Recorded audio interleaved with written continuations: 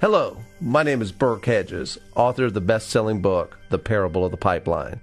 I open my book with a story about Pablo and Bruno, who take two very different paths in their quest for financial independence. What you're about to see is the delightful animated story of their adventure. So, sit back, relax, and enjoy the life-changing lessons in The Parable of the Pipeline.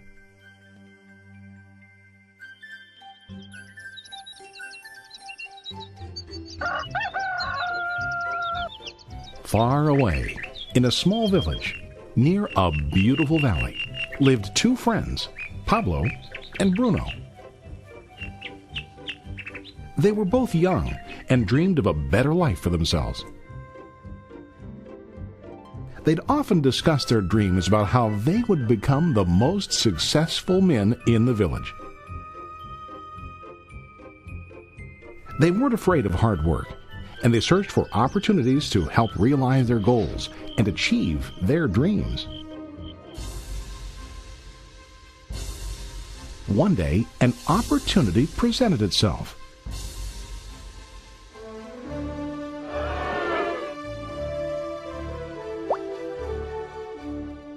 The mayor of the village decided to hire two people to bring water from a spring up on the mountain, across the valley, back down to the village. They were to be paid based on the amount of water delivered to the village. Bruno and Pablo enthusiastically got to work. Every day, from morning till evening, they carried buckets to and from the spring. They worked hard, carrying water to the village. In the evening, they'd return home with their day's wages.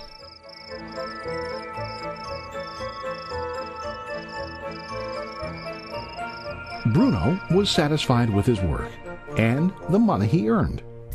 He was sure that with this work he could achieve his dreams.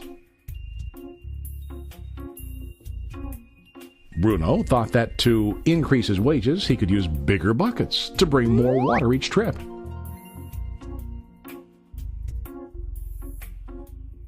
He believed with a larger income he would soon be able to buy a cow and the house that he dreamed about.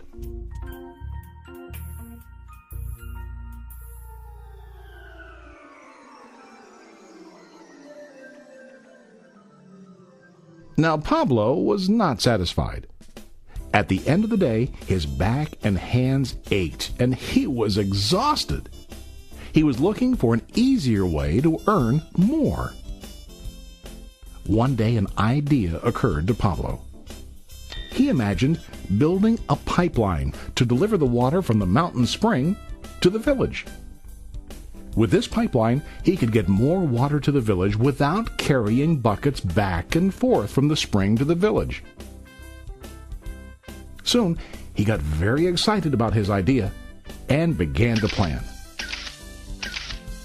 Pablo, of course, shared his idea with his friend Bruno and asked him to join with him to work on and help build the pipeline. Bruno thought the idea was crazy. All Bruno could think about was what his money could buy today and how to get it quicker. He felt that building a pipeline would slow him down and delay him in achieving his goals. Instead, Bruno got bigger buckets and went more often back and forth fetching water. He was sure that with this method, he could make more money. Pablo decided to build the pipeline on his own. He understood that it would not be easy to build, and it would take time to complete the pipeline. Pablo knew that it could take several years to finish, but he set his mind on his goal. Every day he worked and carried water like before. But on weekends and during his spare time, he worked hard to dig in the rocky soil and build his pipeline. In the first month, there was little to show for his work.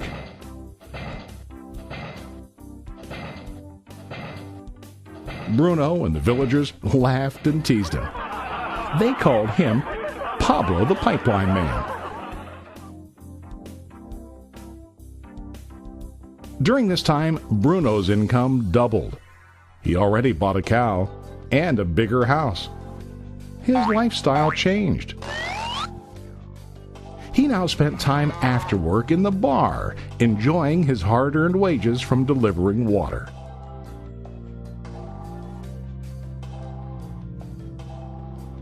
What Bruno didn't realize was that his body was starting to stoop from carrying the heavy buckets every day.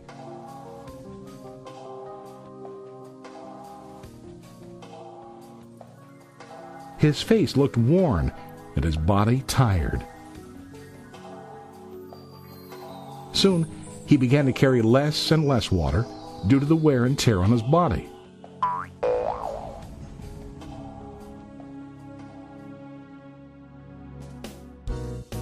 Month after month, Pablo worked.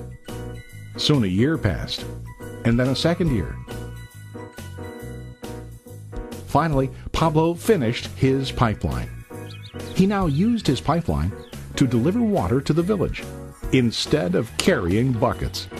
Pablo was now earning more money than ever before. The water continued flowing to the village, while Pablo wasn't working. While he slept and ate, the water flowed. Pablo was happy and proud of his insight, persistence, and hard work. Now his income flowed as long as the water flowed through his pipeline.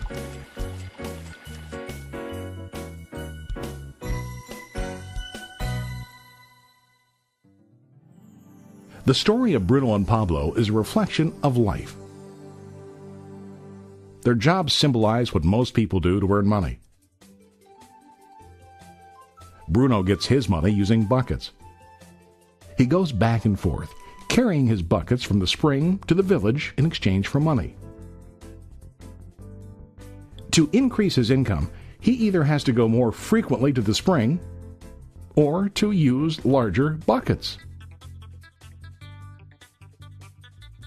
It's common in real life to increase our income by working harder.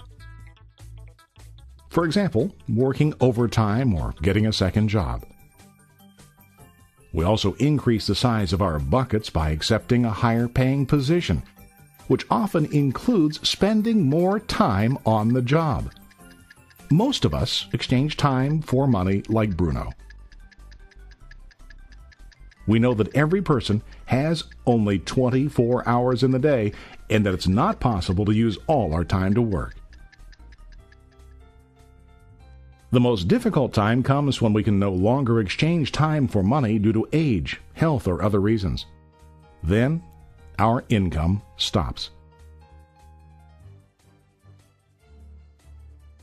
Now let's review what Pablo did. Very wisely, Pablo did not exchange all of his time for a limited income, but he used some of his time to build a pipeline. He knew that the pipeline would bring ongoing income as long as the water flowed. An ongoing income that multiplied the time he worked each day. Pablo knew that someday, maybe because of age or health, he would no longer be able to exchange his available time for money. Pablo knew that if he could make his idea of a pipeline work, then he only has to do the hard work of building the pipeline. After the pipeline was completed, Pablo was able to monitor and maintain the flow of water to ensure that his income will continue. Pablo has shown us that to earn an income, we don't always have to directly exchange time for money. There really are better ways. How about you? Are you still like Bruno, who directly exchanges time for money? Or do you want to be like Pablo, building and maintaining a pipeline for ongoing income?